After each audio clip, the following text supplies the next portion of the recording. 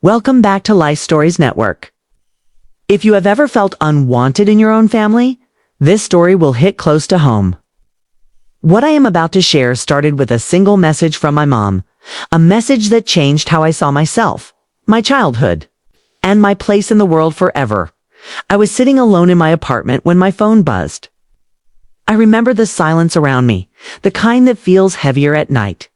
I expected something normal, maybe a reminder about a family dinner, maybe a simple hello. Instead, I opened the message and felt my chest tighten. My mom wrote, "We only need your sister. You're nothing but excess. Don't come to any gatherings."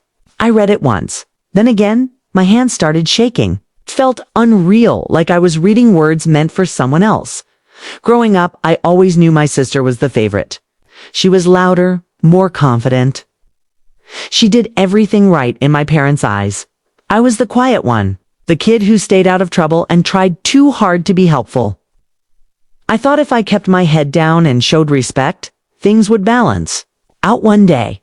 I believed love was something you earned with patience. That message showed me how wrong I was. I stared at the screen and felt years of memories rush back. Family dinners where my ideas were ignored.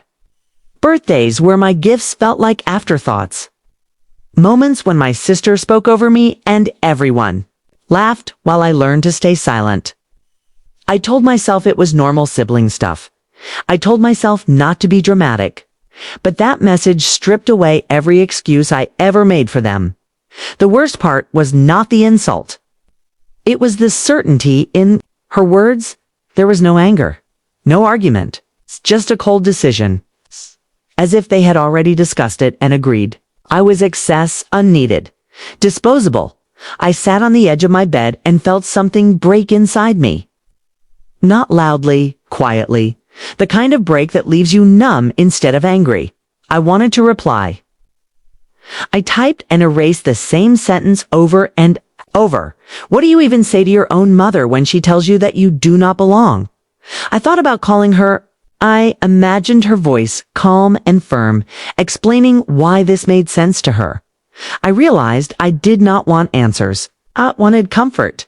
And I already knew I would not get it. That night, I did not sleep. I replayed my childhood like a movie I could not turn off. I saw every time I defended my sister. Every time I apologized first. Every time I told myself my parents were just stressed, just busy, just tired. I saw how hard I worked to be invisible, so I would not be a burden. And for the first time, I asked myself a painful question. What if I was never the problem by morning? The message was still there, unchanged. No follow-up, no regret. Just silence. That silence said more than the words ever could. And in that moment, I understood that this was not just about one text. This was about a lifetime of being pushed aside. This was the beginning of a choice I never thought I would have to make. Whether to keep begging for a place where I was not wanted, or finally walk away and choose myself. Welcome back to Life Stories Network. When I woke up that morning, the world felt different, like the ground under me had shifted. The message from my mom was still there. I did not delete it. I could not. It felt like proof that I was not imagining. Things proof that the pain I carried for years finally had a clear name. Rejection. I went to work that day on autopilot. I smiled when I was supposed to. I answered emails. I nodded in meetings. Inside, I felt hollow. Every small sound felt loud. Every quiet moment felt dangerous. I kept thinking about how easily my family erased me. How simple it was for them to decide I was extra. It made me question everything I thought I knew about love. Later that evening, my sister called. Her voice was casual, almost cheerful. She talked about an upcoming family event, laughing like nothing had changed. I waited for her to mention the message. She did not. Finally, I asked her if she knew what Mom had sent me. There was a pause. Then she said yes. She said it was for the best. She said I was too sensitive and caused tension. That was when it hit me. This was not just my parents. This was everyone choosing a side. I hung up and felt my chest tighten again, but this time it was different. I felt clarity. I realized how often I had minimized my pain to keep the peace. How often I stayed quiet so others could stay comfortable. I saw how my silence had trained them to believe I would accept anything, even being erased. That night, I did something new. I wrote everything down. Every moment I felt invisible. Every time I was blamed for problems I did not create. Every apology I gave just to survive another dinner. Seeing it on paper was painful, but it was also freeing. It showed me a pattern. It showed me I was not weak. I was conditioned. The next day, I sent one final message. I did not argue. I did not explain. Simply said I needed space and would not be attending any family gatherings for the foreseeable future. My finger hovered over the send button for a long time. When I finally pressed it, my hands shook. But I also felt lighter. There was no reply.